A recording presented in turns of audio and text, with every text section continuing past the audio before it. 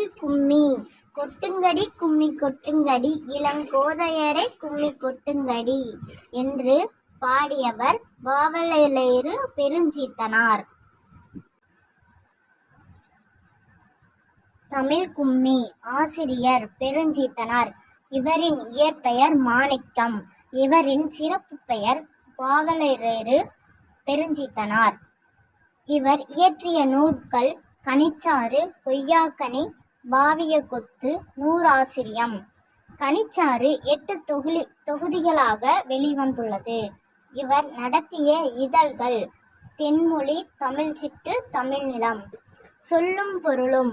ஆழிப்பெருக்குனா கடல்கோள், ஆழினா கடல், மேதினினா உலகம், ஊழி நீண்டதொரு காலப்பகுதி, உள்ளப்பூட்டு உள்ளத்தின் அறியாமை.